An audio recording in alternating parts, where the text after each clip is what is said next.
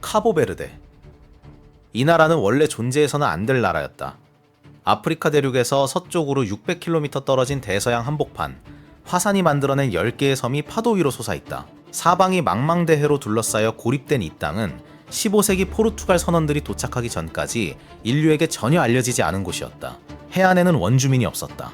오래된 왕국도 잊혀진 문명의 흔적도 없었다.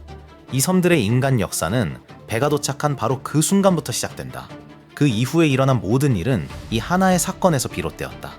포르투갈에서 건너온 정착민들, 아프리카 본토에서 끌려온 노예들, 뱃사람들, 상인들, 이주민들, 그리고 그 후손들. 이들이 함께 만들어낸 사회는 대서양 세계 어디에서도 찾아볼 수 없는 독특한 형태를 띠게 되었다. 오늘날 카보베르데는 아프리카에서 가장 안정된 민주주의 국가 가운데 하나로 꼽힌다. 본토에 사는 인구보다 해외로 흩어진 동포의 수가 더 많은 나라. 그리고 그 문화는 대양을 가로지르는 수, 세기의 이동 속에서 벼려진 것이다. 카보베르데를 이해한다는 것은 대륙에서 태어난 것이 아니라 바다 그 자체에서 태어난 하나의 장소를 이해한다는 뜻이다. 특정한 지리는 특정한 사람들을 만들어낸다. 그리고 대서양 전역을 통틀어 카보베르데만큼 이 사실을 명확하게 증명하는 곳도 드물다. 지도 위에 놓인 이 섬들을 보면 가장 먼저 눈에 들어오는 것은 지독한 고립감이다. 아프리카 본토에서 600km, 브라질에서 2500km, 카리브해에서 4000km. 이 섬들은 그 어느 곳과도 가까이 있지 않다. 다만 다른 어딘가로 가는 길목에 놓여 있을 뿐이다. 지난 500년 동안 이것이 바로 이 섬들의 경제 논리 전부였다. 주유소 같은 존재, 여정 중의 정거장, 자신들을 향해서가 아니라 자신들을 스쳐 지나가는 무역로의 한 매듭. 범선의 시대는 이 섬들을 없어서는 안 될 존재로 만들었다. 제트기의 시대는 한동안 이 섬들을 거의 쓸모없는 존재로 만들어버렸다. 그리고 지금 대중관광의 시대는 이 섬들을 또 다른 무언가로 바꾸어 놓고 있다. 다만 그 무언가가 정확히 무엇이 될지는 섬들 스스로도 아직 결정하지 못한 듯하다. 10개의 섬은 바다 위에 거친 말군 모양을 그리며 늘어서 있다. 무역풍이 가장 먼저 닿는 바를라벤투 제도는 먼지바람과 계절풍을 온몸으로 받아낸다. 산투안탕은 거의 2000m 높이까지 솟은 험준한 산등성이를 자랑한다. 그 동쪽 사면은 사막처럼 메마르지만 서쪽 골짜기는 포르투갈의 어느 지역보다도 지푸르다. 상비센트는 좀 더 평평하고 거칠며 건조한 내륙 지역은 마치 달 표면 같은 인상을 준다. 하지만 이 섬은 민델루라는 천혜의 항구를 품고 있어서 한때는 리스본과 리우데자네이루 사이에서 가장 국제적인 항구 도시로 이름을 떨쳤다. 상니콜라오는 더 작고 더 농업 중심적이며 더 외딴 섬이다. 살과 보아비스타는 그보다 동쪽, 거의 아프리카 대륙판의 끝자락에 자리하고 있다. 팬케이크처럼 평평하고 새하얀 모래로 둘러싸인 이 섬들은 이제 리조트로도 둘러싸여 관광 경제를 이끄는 엔진이 되었다. 산타루지아는 사람이 살지 않는 무인도로 자연 보호구역으로 지정되어 있다. 세월의 풍파를 견뎌낸 몇몇 고유종들이 이곳에서 다시 숨을 고르고 있다. 바람이 등지는 남쪽 호선을 따라서는 소타벤투 제도가 펼쳐진다. 마이오는 조용하고 건조하며 카보베르데 사람들 사이에서도 거의 잊힌 섬이다. 산티아고는 가장 크고 인구가 많은 섬으로 수도 프라이아가 자리하고 있으며 이 군도 전체에서 아프리카 문화유산이 가장 짙게 응축된 곳이기도 하다. 바투쿠 음악, 내륙 골짜기의 농경 전통, 그리고 학자들이 포르투갈어와 서아프리카 언어의 최초 접촉 시점까지 거슬러 올라가 추적하는 크리올로 언어의 형태들이 이곳에 살아있다. 포구는 자신의 화산으로 모든 것을 지배하는 섬이다. 지리적으로도 그리고 존재론적으로도 이 섬의 삶 전체는 그 화산을 중심으로 조직되어 있다. 브라바는 사람이 사는 섬 중 가장 작은 곳으로 거칠고 외진 이 섬에서 19세기 뉴잉글랜드 디아스포라의 상당수가 처음 배를 타고 떠났다. 보스턴과 뉴베드퍼드의 성씨들은 지금도 이 섬에 남아 한 번도 떠나지 않은 가족들의 이름 속에서 메아리치고 있다. 이 모든 화산 활동은 결코 먼 과거의 이야기가 아니다. 피쿠두푸구는 2014년에도 분화했다. 용암이 칼데라 안에 두 마을을 삼켰고 수세대에 걸쳐 미네랄이 풍부한 화산토에서 포도와 커피를 길러온 공동체들은 서둘러 대피해야 했다. 주민들은 다시 돌아왔다. 그들은 거의 언제나 돌아온다. 그 전 분화는 1995년이었고 그보다 앞선 분화는 1951년이었다. 이 화산은 인간의 한 생애 안에서도 2번 이상 목격할 수 있는 주기로 움직인다.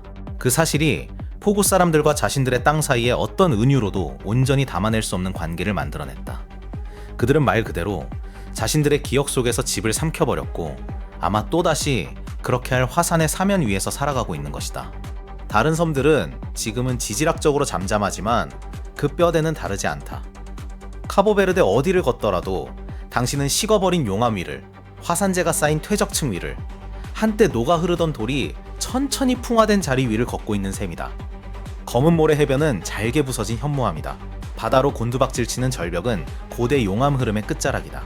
옥수수와 카사바와 사탕수수가 자라는 그 흙조차도 화산토이며, 비가 내릴 때 특정 골짜기가 보여주는 비옥함은 인간이 이 섬에 발을 딛기 훨씬 전에 일어난 분화들로부터 비롯된 것이다.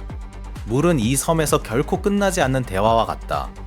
사헬 지역의 비그늘 효과 때문에 원래 이곳에 내려야 할 비의 대부분은 다른 곳, 그러니까 남쪽의 아프리카 본토나 망망대해 위로 떨어져 버린다. 8월에서 10월 사이의 짧은 우기는 시기도 강도도 도무지 종잡을 수가 없다. 운이 좋은 해에는 산티아고와 산투안탕의 골짜기들이 하룻밤 사이에 푸르게 물든다.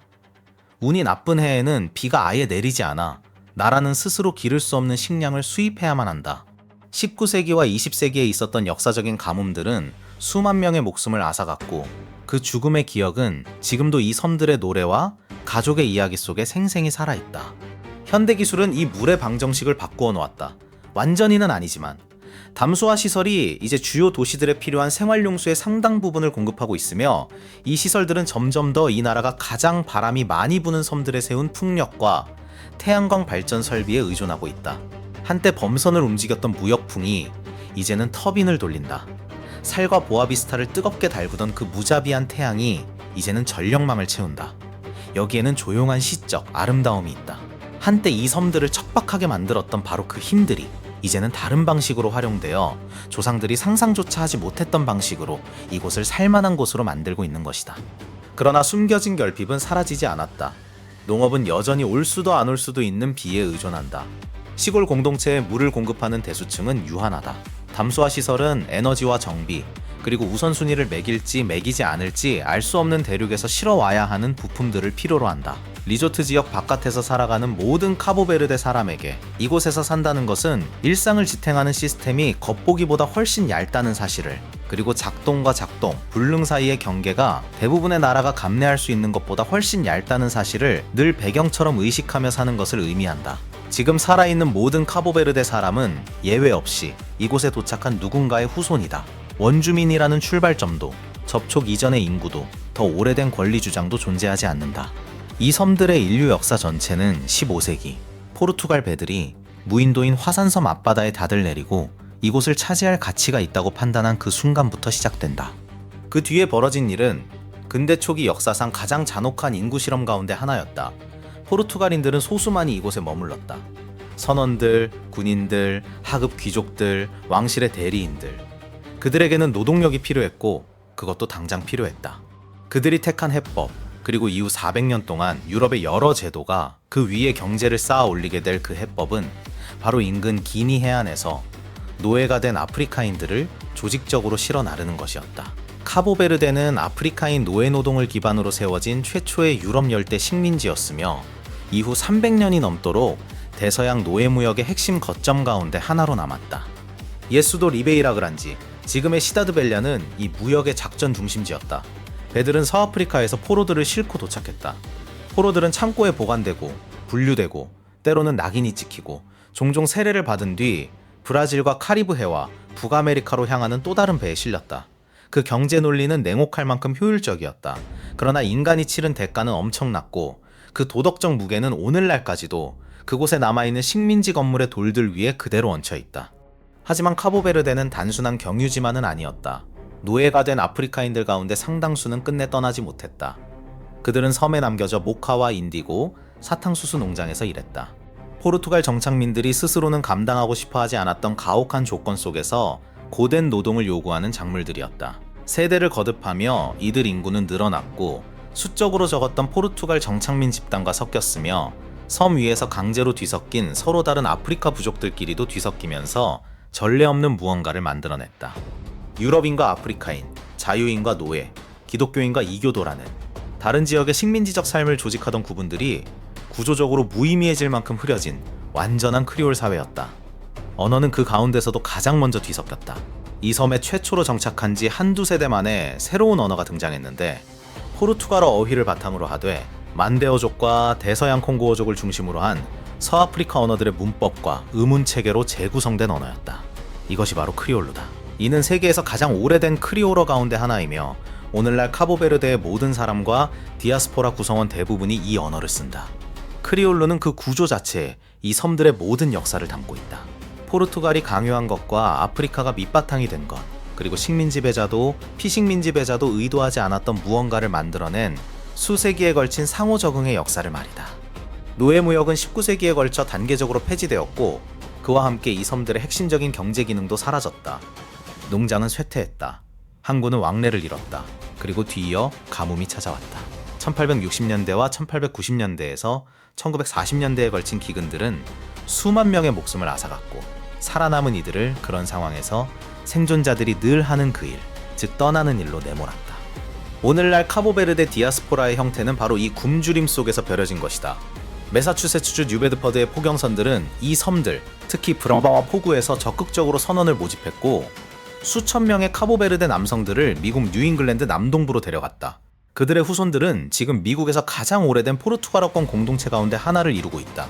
다른 이주민들은 상투메와 프린시페의 카카오 농장으로 노동계약을 맺고 떠났는데 당시 비평가들은 그 계약을 이름만 다를 뿐 사실상 노예제라고 묘사했다. 또 다른 이들은 포르투갈 본토, 리스본으로 알가르베로 전후재건이 한창이던 건설 현장으로 떠났다. 이후 물결은 네덜란드와 프랑스, 룩셈부르크, 이탈리아로 향했다. 일자리가 있는 곳이라면 어디든 카보베르데 사람들은 그곳으로 갔다. 이 이주민들이 고향으로 보낸 송금은 그들이 떠나온 섬들에게 경제적 생명줄이 되었다. 지금도 여전히 그렇다. 평년 기준으로 디아스포라가 보내는 돈은 국내 총생산의 15%에서 20%를 차지하며 많은 시골 공동체에서는 그 비중이 훨씬 더 높다. 아이들은 해외에 사는 친척들이 가족 경제의 일부라는 사실을 당연하게 여기며 자란다. 설령 그 친척을 실제로 한 번도 만난 적이 없더라도 말이다. 작은 마을의 우체통에는 보스턴과 로테르담과 파리에서 온 편지가 도착하는데 이는 굳이 이야기할 필요조차 없을 만큼 당연하게 여겨지는 규칙적인 일이다. 독립은 1975년 농학자이자 이론가이자 혁명가였으며 20세기 아프리카 정치 사상가 가운데 가장 영향력 있는 인물 중 한 사람이었던 아밀카르 카브랄이 이끈 오랜 반식민 운동 끝에 찾아왔다. 카브랄은 독립을 보지 못했다. 그는 1973년에 암살당했는데 포르투갈 식민정부가 거의 확실하게 그 배후에 있었던 것으로 여겨진다. 하지만 그가 세운 운동은 계속되었고 1975년 7월 5일 카보베르데는 주권공화국이 되었다. 카브랄의 모습은 이제 이 나라 곳곳에 있다. 화폐 위에, 기념비 위에, 교실 벽 위에, 그리고 저항 속에서 문화가 맡는 역할에 대한, 해방에서 정체성이 지니는 중요성에 대한, 그리고 지적 작업과 정치적 투쟁 사이의 관계에 대한 그의 사상은 작은 나라가 물려받은 어려움 속에서 어떻게 스스로를 세워나가는지에 관심 있는 모든 이들에게 지금도 계속 연구되고 있다. 카보베르데가 독립 이후 이뤄낸 것, 이것이야말로 외부 관찰자들을 가장 놀라게 하는 부분이다. 이 나라는 반세기에 걸쳐 경쟁하는 정당들 사이에서 평화로운 정권 교체를 이뤄내며 기능하는 민주주의를 세웠다. 합리적인 독립성을 가지고 작동하는 사법체계를 확립했다. 식민 지배 아래에서 만성적으로 방치되었던 섬들에 학교와 진료소를 세웠다.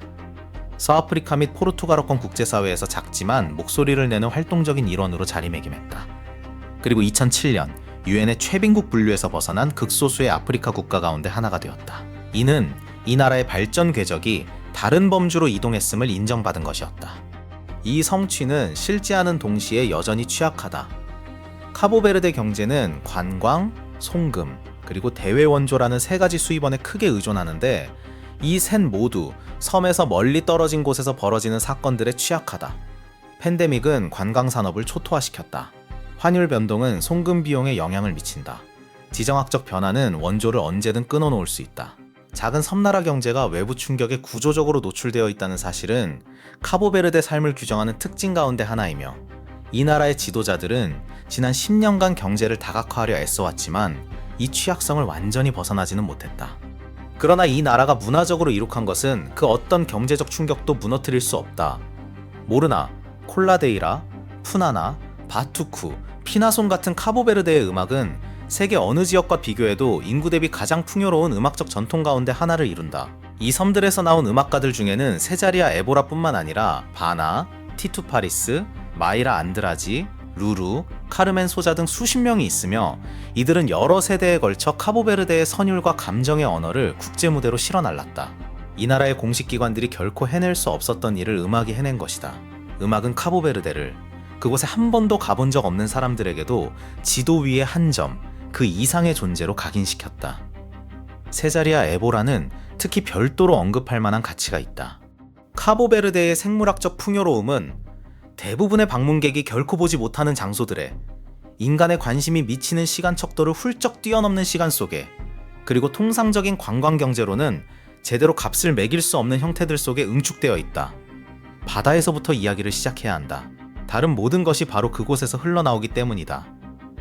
카보베르데 주변 바다는 여러 해류가 만나는 생산적인 교차점에 자리한다. 북쪽에서 내려오는 차가운 카나리아 해류, 서쪽에서 밀려오는 따뜻한 북적도 해류, 그리고 아프리카 해안을 따라 일어나 약해진 형태로 그 틈을 지나 섬들까지 이어지는 용승작용. 그 결과 이 바다는 영양분이 풍부해져 대서양 다른 많은 지역에서는 이미 고갈된 해양 먹이 사슬을 지탱할 수 있고, 다른 곳에서는 점점 보기 드물어지는 종들의 조합이 이곳에 서식하게 되었다.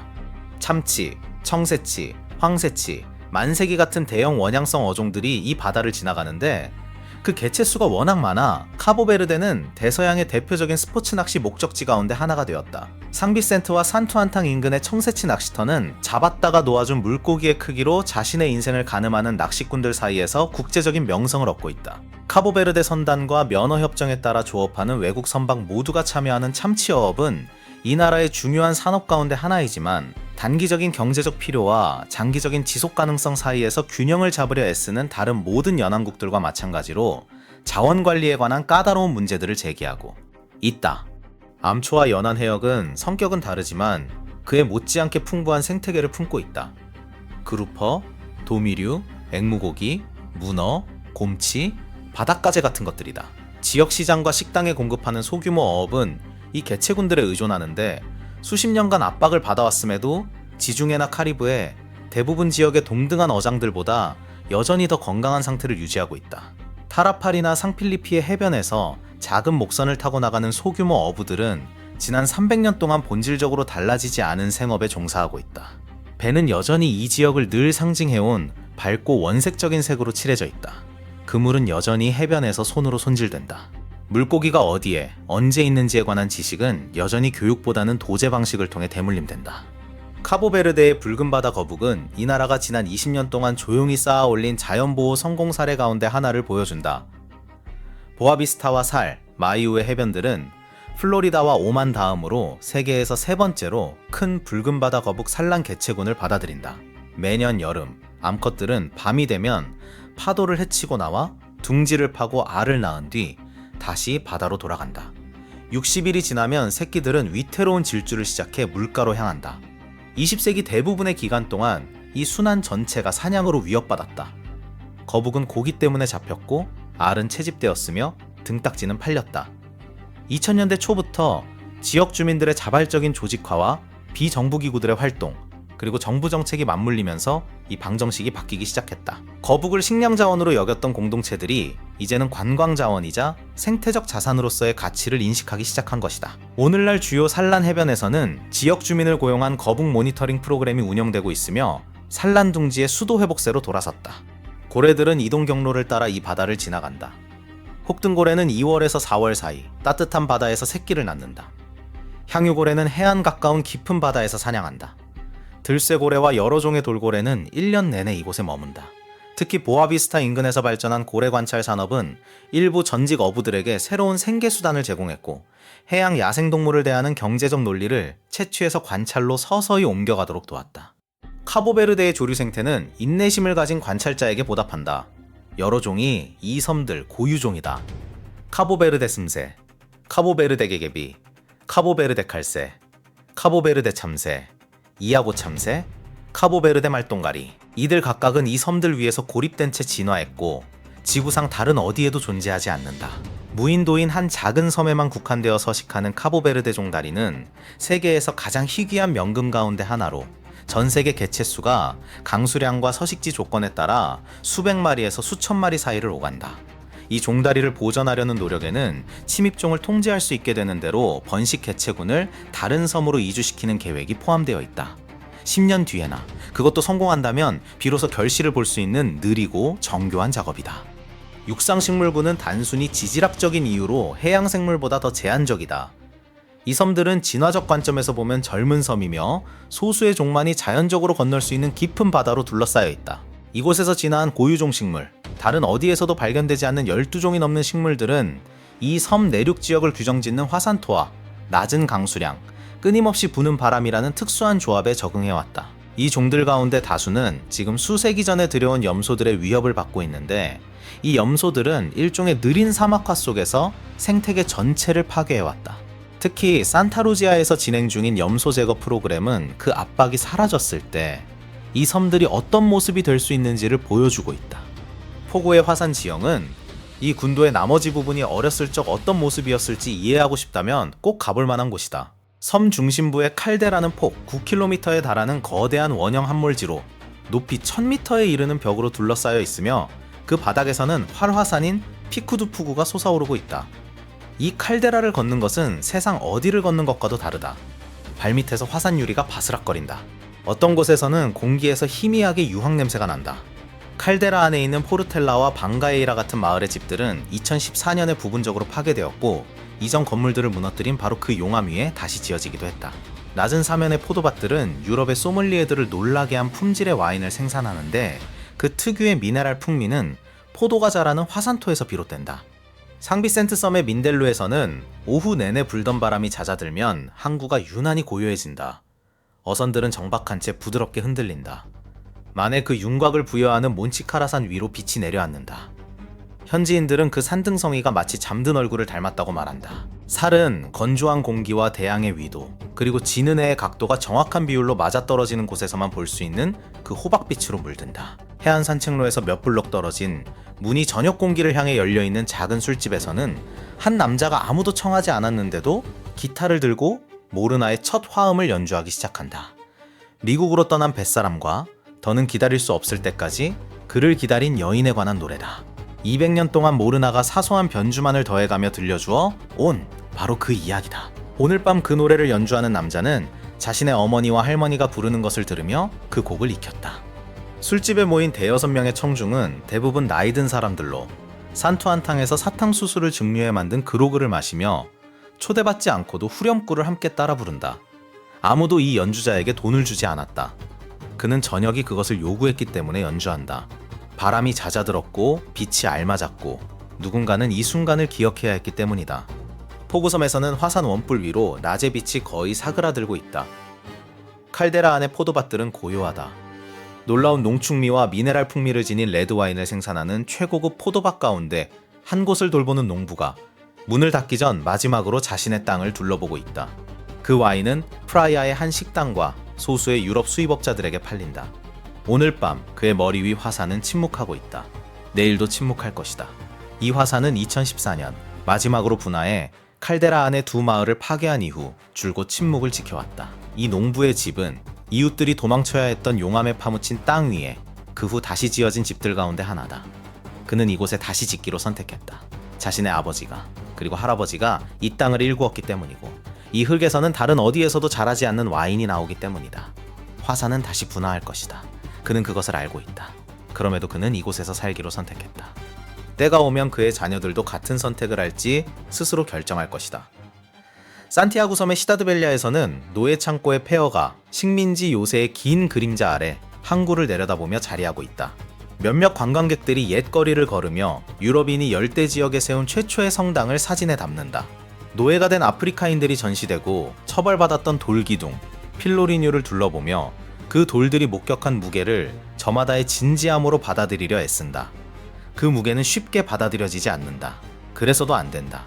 매일같이 일터로, 시장으로 가는 길에 이 폐허 곁을 지나는 이 도시의 주민들은 그 무게에 짓눌려 멈춰서지 않으면서도 그것을 짊어지고 살아가는 법을 익혀왔다. 그 자체가 우연히 들른 방문객은 하지 않아도 될 어떤 종류의 노동이다.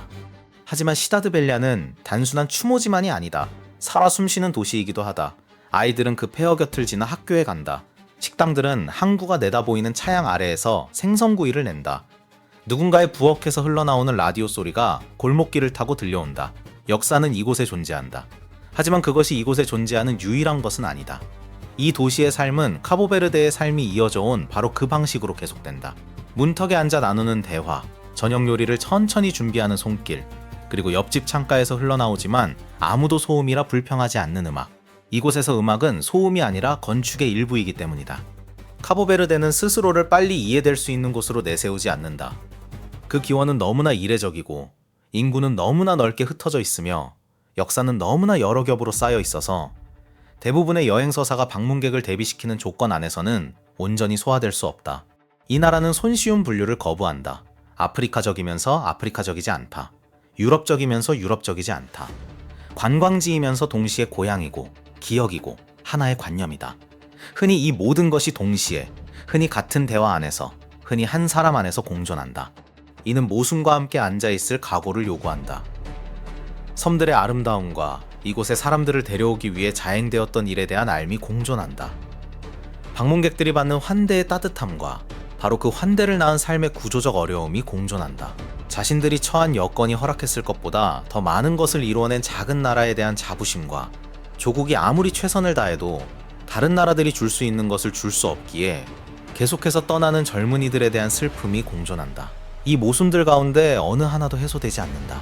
그것들은 이 땅에, 이 도시들에, 그리고 남은 이들의 삶 속에, 떠난 이들의 삶 속에, 돌아온 이들의 삶 속에, 그리고 끝내 돌아오지 못했지만 그 부재만으로도 가족의 식탁에 여전히 한 자리를 차지하고 있는 이들의 삶 속에 함께 존재한다.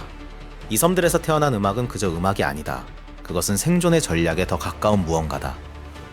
그것은 고난으로 점철된 수 세기의 역사를 거치며 짓눌리지 않고 그 무게를 짊어지는 법을 배운 한민족의 근본적인 언어다. 얼마나 많은 것을 잃을 수 있는지, 얼마나 많은 것을 견뎌낼 수 있는지, 그럼에도 불구하고 바람이 대서양에서 불어오고 밤이 내려앉을 때, 그리고 아마도 당신이 결코 가보지 못할 곳들을 향해 수평선 너머로 먼 배들의 불빛이 사라져갈 때 곁에 선 사람들에게 여전히 얼마나 많은 온기와 기쁨과 유대감을 건넬 수 있는지를 말해준다. 바로 이것이 카보베르데다. 목적지이기도 하지만 그저 목적지만은 아니다. 식민지의 유산을 짊어지고 있지만 그저 식민지의 잔재만은 아니다. 세상이 이제 하나의 관광 브랜드로 발견해가고 있지만 그저 관광 브랜드만도 아니다. 사람들이 살아가는 하나의 장소이며 동시에 이곳에서 뿌리를 가진 사람들이 여러 대륙에 걸쳐 흩어진 채로도 여전히 자기 자신으로 남아있는 훨씬 더 거대한 장소다. 자신들이 속한 섬을 이해하기 위해 늘 나머지 세상을 상상해야 했던, 그토록 많은 세대에게 생존이 곧 떠나야 함을 뜻했던 그 섬들에 속한다는 것이 지닌 온전하고 고단하면서도 빛나는 복잡함 그 전부와 함께